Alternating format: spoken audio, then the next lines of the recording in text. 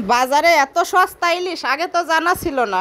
আসসালামু আলাইকুম, কেমন আছেন সবাই? আশা করি ভালো আছেন। আমি আল্লাহর রহমতে ভালো আছি। আজকে কিন্তু একদম সাধারণভাবে ইলিশ মাছ রান্না করব, তাও আবার সস্তা ইলিশ মাছ। যাই হোক, আমি একদম ঝটপট একটা রেসিপি নিয়ে আসছি। আজকে ছোট্ট একটা লং ভিডিও নিয়ে আসছি।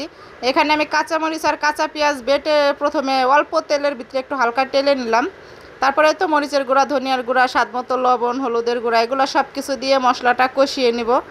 আর ইলিশ মাছটা আপনি যেভাবে রান্না করেন না কেন, যদি একটু টাটকা ফ্রেশ হয় তাহলে কিন্তু এমনি যে জাল করেও যদি খান তাও কিন্তু মজা লাগবে। আগে কিন্তু আমরা অনেক খাইছি জাল করে রাখতো সেই মাছগুলা।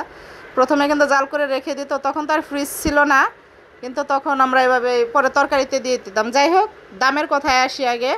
সবাই খালি ফেসবুকে বলে ইলিশ মাছ এত সস্তা এত সস্তা, বাজারে কিনতে গেলে এত দাম। এই ধরনের ছোট ছোট ইলিশগুলো 600 টাকা কেজি। আর কি আর বলবো, 1 কেজি ওজনের ইলিশগুলো তো 1700-1800 টাকা কেজি। তো যাই হোক, আমি কিন্তু অনেক ঝটপট আজকে একটা রেসিপি নিয়ে আসছি। ইলিশ মাছটা কিন্তু একদম ফ্রেশ আর টাটকা ছিল, খেতে অনেক মজা লাগছে। তাই ভাবলাম যেভাবে অল্প মশলা দিয়ে আমি বাটা মশলা দিয়ে রান্না করবো ইলিশটা। আর সেদিনকে আমরা অন্য একটা রেসিপি করছিলাম, এই জন্য ছেলেকে এভাবে আমি হালকা করে ভুনা করে দিলাম, যাতে একটু এরকম পাতলা ঝোল করে দিলে ও দুপুরে গরম ভাত দিয়ে খেতে পারে। আর আসলে আমরা যে ধরনের খাবার খাইছিল তো খেতে চায় না, তো এই জন্য ওর জন্যই করা। যাই হোক, আমার রান্নাটা কিন্তু হয়ে গেছে, অনেক ঝটপটি রান্না করছি। আর এদিকে যে আমি পান্তা ভাত দিয়ে ইলিশ মাছ দিয়ে তারপরে যে খেয়েছিলাম।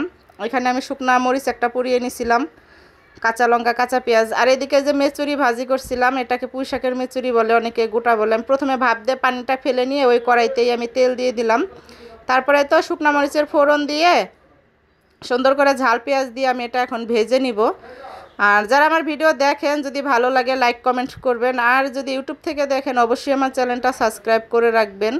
এই তো এদিকে আমি একটু ঝাল পেঁয়াজ দিয়ে তারপরে সুন্দর করে লাড়াচাড়া করে, আর ওই যে সেদ্ধ করা যে মেচুরিটা, পুঁই শাকের গোটা বলে আমাদের ফরিদপুরের ভাষায়, আপনার ভাষায় কি বলে অবশ্যই কমেন্ট করে বলবেন। যাই হোক, তারপরে কিন্তু আমি স্বাদ মতো লবণ দিয়ে দিলাম। আর এটার ভিতরে তেমন কিছু দিতে হয় না, অনেকে এটার তরকারি খায়, আমিও তরকারি খাই। এখনও এটা বিচিটা বড় হয় নাই, মানে যে ছোট একদম ওরকম বাড়তি হয় নাই। এগুলো বাজারে ওঠা মাত্রই আমার হাজব্যান্ড করে কি নিয়ে চলে আসে, মানে হ্যার অনেক পছন্দ।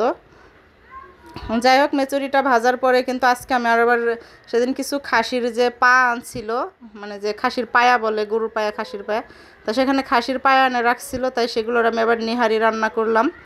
আর খাসির পায়ার নিহারি দিয়ে কিন্তু রুটি পরোটা দিয়ে আমার কাছে অনেক মজা লাগে। আমি কিন্তু প্রথমে সব কিছু দিয়ে এগুলো মাখিয়ে নিছিলাম, আর সব ধরনের মশলা দিয়ে। তারপরে কিন্তু আমি এটা প্রেসারে দিয়ে ভালো করে এটা কয়েকটা সিটি দিব, বেশ কয়েকটা সিটি দিব, যাতে এটা একদম ঘন ভিতর থেকে যে ক্যালসিয়ামটা সেটা বের হয়ে যায়। এটা তো ক্যালসিয়ামের জন্যই কিন্তু সবাই খায় যায়, যেটা সত্যি। এই তো আমি মাঝখানে কয়েকটা সিটি দিয়ে কিন্তু ঢাকনা খুলে আবার দেখে নিচ্ছি যে পানিটা কত হয়েছে। প্রায় 10-12টা প্রথমে সিটি দিয়ে নিছিলাম, লাস্টে আবারও 15-20টা সিটি দিয়ে একদম তারপরে ঢাকনা খুলছি। তখন এই যে দেখেন উপর দিয়ে একদম প্রেশার কুকারটা লেগে গেছে। আর এখন কিন্তু সুন্দর মতো হয়ে গেছে, দেখতেই পারছেন। এটা যখন আবার খাবারের সময় ফিরে জাল করা হবে, একদম ঘন হয়ে যাবে। আর এমনিতেই অনেকটা ঘন হয়ে গেছে, আরও ঘন হয়ে যাবে। যাই হোক, আমার রেসিপিটা কিন্তু আজকে এই পর্যন্তই। ভিডিওটা লাস্ট পর্যন্ত যারা দেখছেন সবাইকে অসংখ্য ধন্যবাদ। ভালো থাকবেন, আল্লাহ হাফেজ।